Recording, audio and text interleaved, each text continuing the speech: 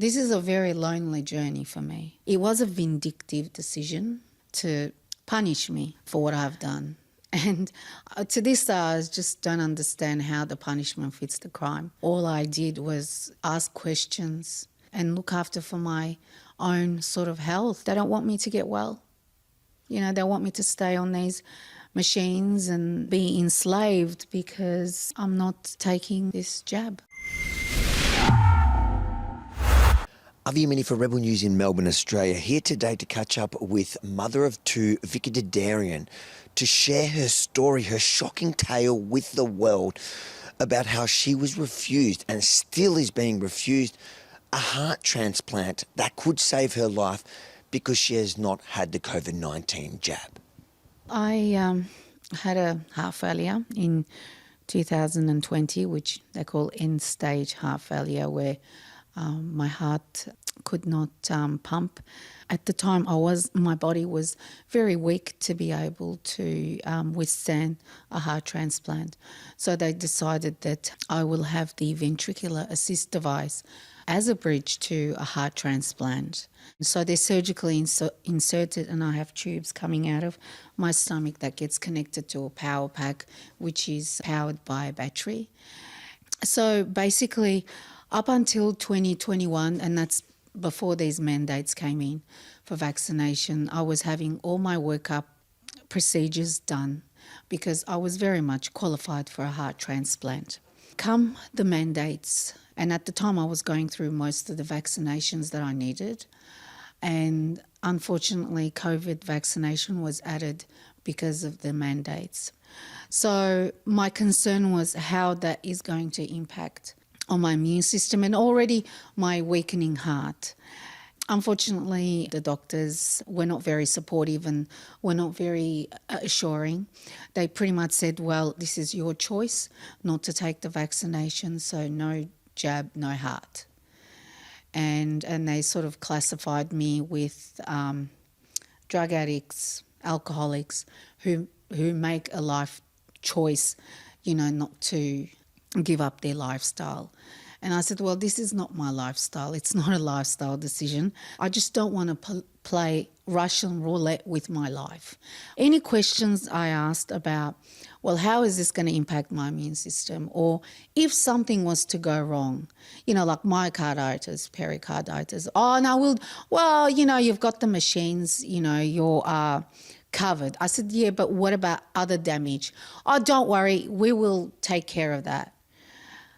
But it was not very reassuring. Vicki took her matter to VCAT, hoping the tribunal will overturn the no jab, no heart policy of the Alfred Hospital. But when that failed, she decided that her last chance will be to crowdfund for her transplant overseas. We are trying to help Vicki because Australia has let her down severely, and we want to do the right thing by Vicki, but not just by Vicki, by extension we're trying to help all Australians, because any one of us could be in a position like she is in now, where we're dictated to in relation to what we must do to receive any type of treatment. So we just want to send the message to the Alfred, send the message to the government that we as Australians are not going to stand by and put up with this, and we're getting a lot of support from people as they hear Vicki's story, and more Australians are saying this is wrong.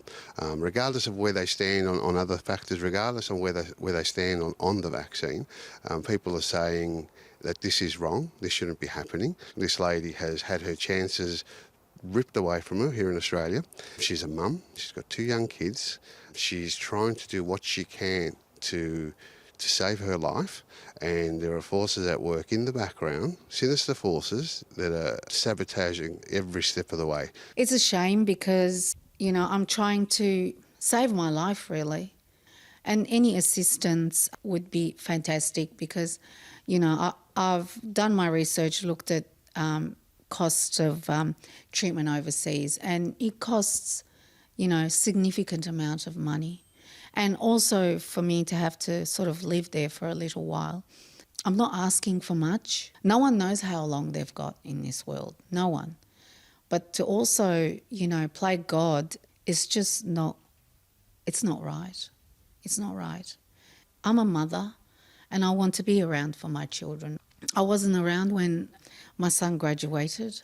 When I say I wasn't around, I was in ICU. I was in between worlds, living in the dead at the time when he graduated. I want to spend quality time with my children like any other normal mum.